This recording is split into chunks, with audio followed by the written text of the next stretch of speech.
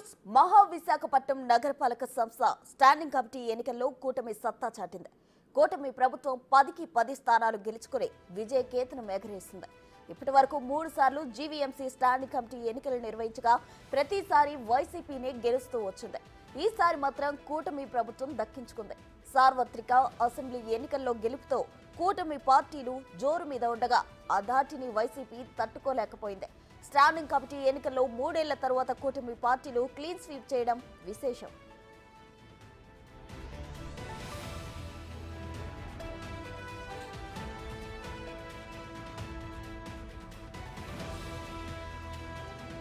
ఎన్నికల్లో 96 మంది కార్పొరేటర్లు ఓటు హక్కు వినియోగించుకున్నారు. ఇందులో ఒక్కొక్కరికి 10 ఓట్లు వేసే అవకాశం ఉంటుంది. మొత్తం 960 ఓట్లు పోలవగా కూటమి తరపున నిలబడిన 10 మంది టీడీపీ అభ్యర్థులు అన్ని స్థానాలు గెలుచుకున్నారు. ఈ విజయంతో కూటమి శ్రేణుల్లో సంబరాలు ఆకాశాన్నంటాయి.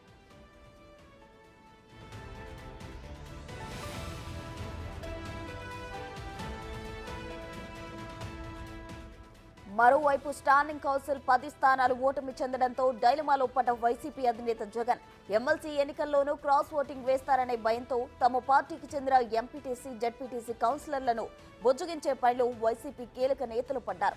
ఇప్పటికే వారిని తాడేపల్లికి చేర్చినట్లు సమాచారం.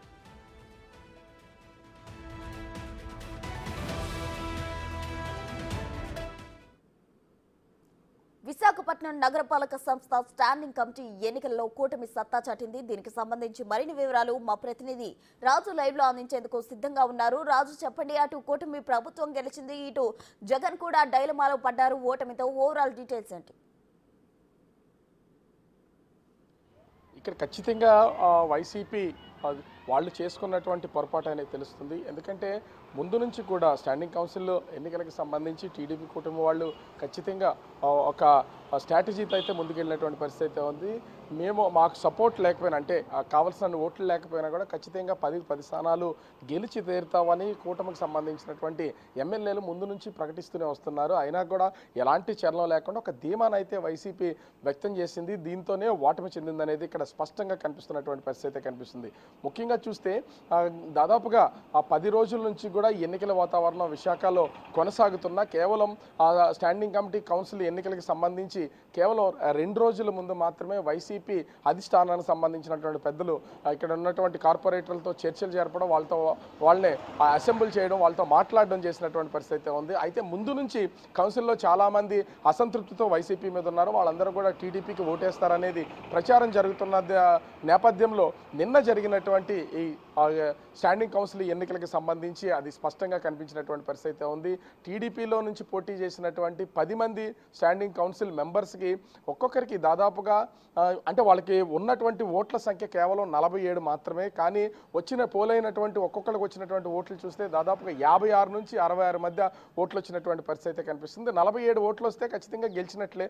దానికి సరిపడా ఓట్లు అయితే ప్రస్తుతం టీడీపీ దగ్గర, అటు టీడీపీ జనసేనలో వైసీపీ నుంచి జాయిన్ అయిన వాళ్ళతో సరిపోయింది. కానీ ఒక్కొక్కరు ఓటింగ్ శాతం చూస్తే మాత్రం ఒక్కొక్కరికి 56 నుంచి 66 ఓట్లు అయితే పడినటువంటి పరిస్థితి ఉంది. ఈ నేపథ్యంలోనే పూర్తి స్థాయిలో ఇటు క్రాస్ ఓటింగ్ జరిగిందనేది స్పష్టం అవుతుంది.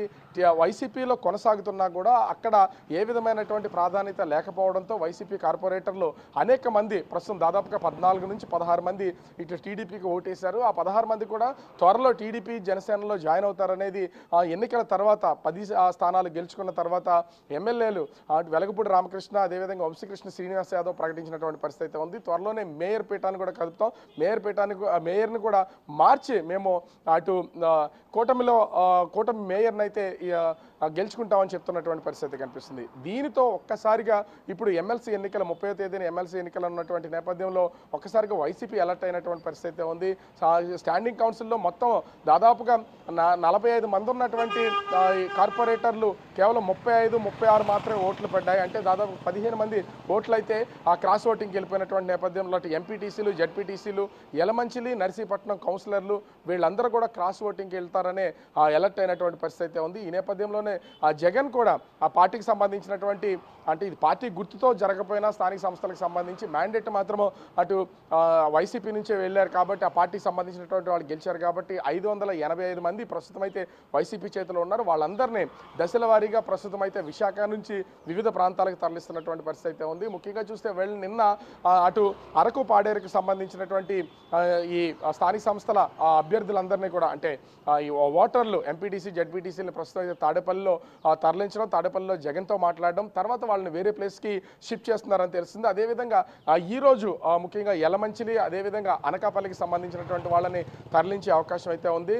ఇలా దశల వారీగా అటు ఎంపీటీసీలు జెడ్పీటీసీలు కౌన్సిలర్లని తరలిస్తున్నారు. ఈరోజు వైసీపీకి అనుకూలంగా ఉన్నటువంటి విశాఖ కార్పొరేటర్లను కూడా తాడేపల్లికి తీసుకెళ్లే అవకాశం అయితే ఉంది. అయితే తాడేపల్లి నుంచి వీళ్ళు ఎక్కడికి పంపిస్తారనేది మాత్రం ఎవరికి అర్థం కావట్లేదు. బెంగళూరు పంపిస్తారా లేదా హైదరాబాద్ పంపించి క్యాంపులు నిర్వహిస్తారనేది తెలియడం లేదు. దాదాపుగా ఆ రెండు ప్లేసెస్లో కూడా అటు బెంగళూరు హైదరాబాద్లో ఈ క్యాంపుల నిర్వహణ అయితే చేస్తారు. కుటుంబ సభ్యులను కూడా తాడేపల్లి రమ్మన్నారని తెలుస్తున్నటువంటి పరిస్థితి అయితే ఉంది.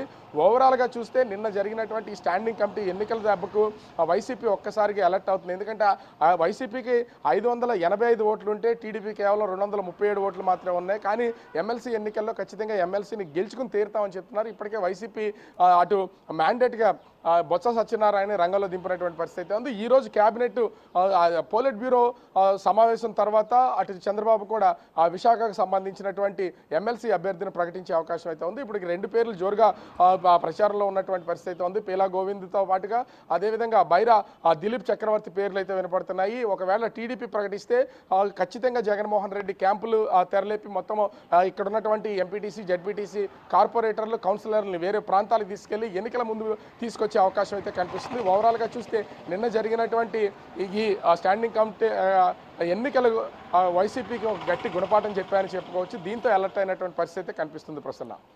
రాజు, అయితే ఎంతవరకు బుజ్జగింపులు ఫలించే ఛాన్స్ ఉందంటారు?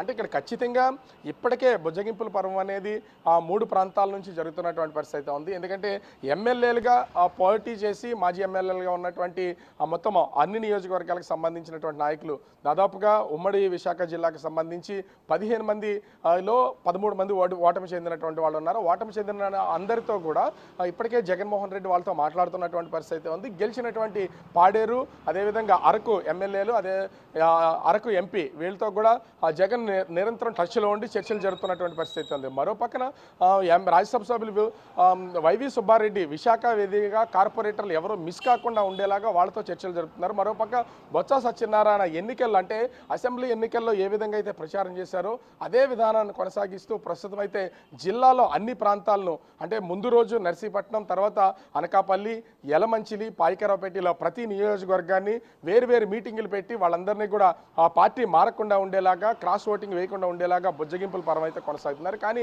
ఇది అతి తక్కువ ఓట్లతో అంటే 585 ఓట్లు కాబట్టి కొంతమంది అనుకూలంగా ఉన్న ప్రతికూలంగా ఉన్నటువంటి వైసీపీకి సంబంధించినటువంటి ఎంపీటీసీలు జెడ్పీటీసీలు కార్పొరేటర్లు కౌన్సిలర్లు ఎవరున్నారో వాళ్ళందరినీ కూడా ఐడెంటిఫై చేసి పార్టీ మారే అంశంలో కానీ అదేవిధంగా క్రాస్ ఓటింగ్ చేసే అంశంలో కానీ తగు నిర్ణయం అయితే తీసుకోకండి, మీకు తగిన న్యాయం చేస్తామని చెప్తున్నారు. ఇప్పుడు క్యాంపు రాజకీయాలతో పాటుగా ఓట్లను అమ్మకం కొనుగోళ్లు జరిగే అవకాశం అయితే ఉంది. ఆ దిశగానే పార్టీకి సంబంధించినటువంటి నాయకులు బుజ్జగింపుల పరం అయితే మొదలు పెడుతున్నారు. మరోపక్క టీడీపీ కూడా క్యాంపు రాజకీయానికి తెరతీస్తుంది. వాళ్ళు కూడా ఈరోజు క్యాండిడేట్ని ఎవరైతే అభ్యర్థిని ఎమ్మెల్సీ అభ్యర్థిని ప్రకటించిన తర్వాత వీళ్ళు కూడా అనుకూలంగా ఉన్నటువంటి అటు వైసీపీకి సంబంధించి వచ్చే వాళ్ళందరినీ కూడా మరో క్యాంపుకి తరలించి ఎమ్మెల్సీ ఎన్నికల వరకు వాళ్ళందరినీ కూడా ప్రొటెక్ట్ చేసుకునే అవకాశం అయితే కనిపిస్తుంది ప్రస్తుతం. Right Raju, thank you.